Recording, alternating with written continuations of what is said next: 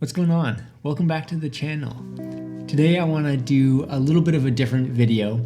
I want to dive into the lighting setup I used to achieve this look in my most recent creative video. So this was heavily inspired by this specific scene from Euphoria.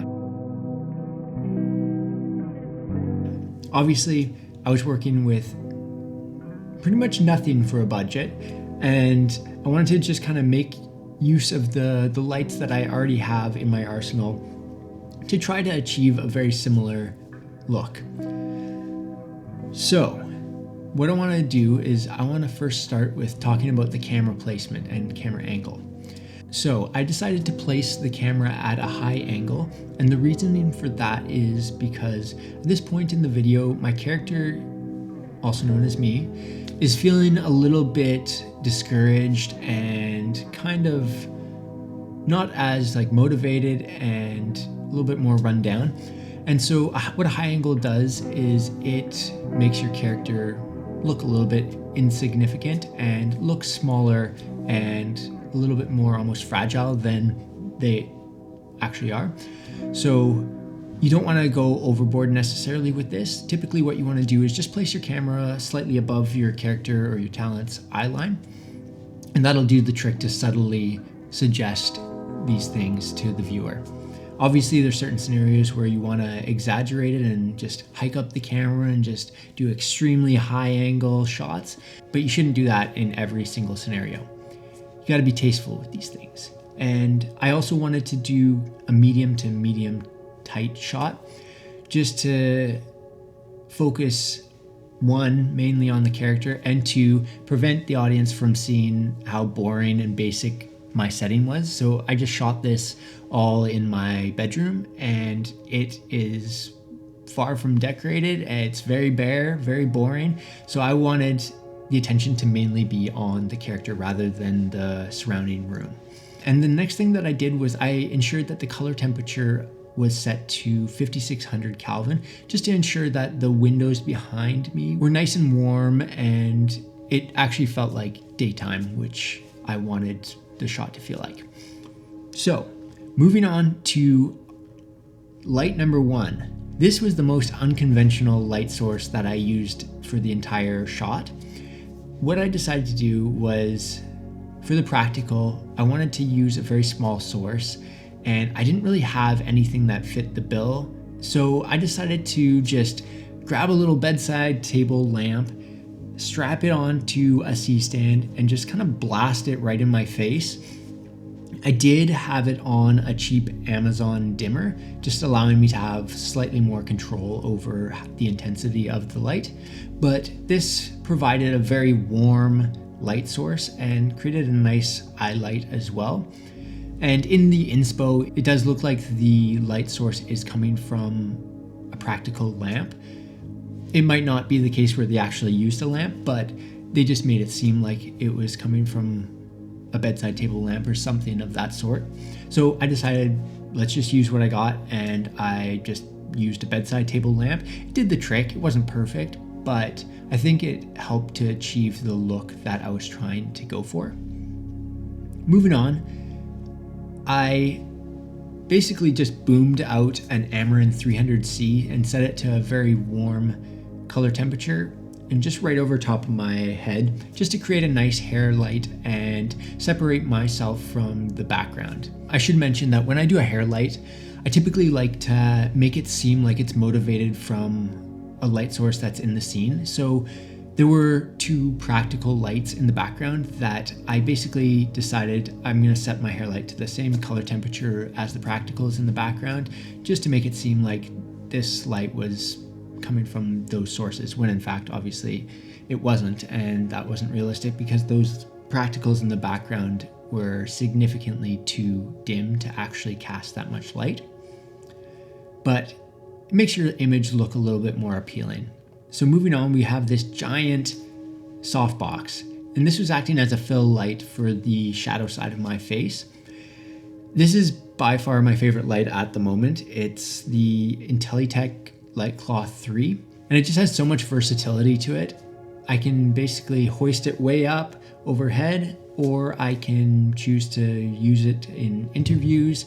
It's obviously a large light. It's, I think, 5 feet by 3 feet. So it can get a little bit cramped in a tight space, but I love it. It's fully RGB. It can do all sorts of cool effects. Yeah, it's very bright as well. So I use this as a fill light on my shadow side.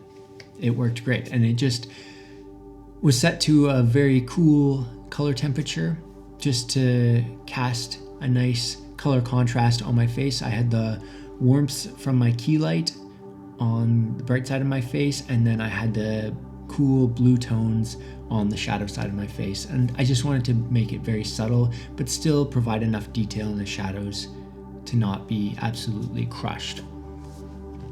All right, so moving on to the practicals in the background. These were interesting. I initially started with just one practical on the left side of frame. And so that was the standing light that we see here. It's just a super cheap standing light.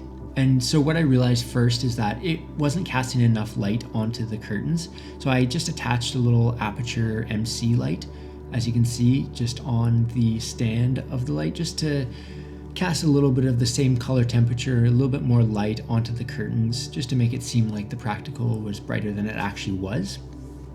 And then I was looking at my image and I realized that it was really unbalanced with just one lamp on the left side of frame. So what I decided to do was I decided to rig up my Aputure 300C and just put a warm gel over top of it just to mimic the same kind of color temperature as the lamp that was already there. And it was pretty close. It wasn't perfect, but it did the trick, and it just provided a little bit more symmetry to my image. It made the right side of frame just seem a little bit more full of life and have a little bit more pizzazz to it. And beforehand, it was just looking kind of vacant and empty and boring and gross and drab and disgusting. So we just enhanced that a little bit. And I just ensured that these lamps weren't actually in frame, so you couldn't see the actual source itself. It just made it seem like there's these lamps in the background. Then one of the final steps that I took was I absolutely hate those slat blinds that I have. They're just the most unphotogenic cinematic blinds ever. I can't stand them. So what I did was I went on to Amazon and I ordered a number of different window shears, and I made the most makeshift setup. I just taped the window shears to the pre-existing blinds and then just hoisted them up so that the original blinds were out of frame and all you could see were the window shears. So these window shears act as a beautiful source of diffusion for the outside light. Sometimes the sunlight can be a little too harsh. I was filming about midday, so it was very bright outside, and I just needed to cut that down a little bit. And these window shears did an excellent job of creating a lot of diffusion and just creating a more beautiful background. I shot it initially with the original blinds, with the slat blinds, and it just looked so flat. It's very uninspiring shooting with those, so I'd suggest anyone who wants to enhance any window shot, just buy a pair of these cheap shears and just attach them to the window. It just makes it look so much better.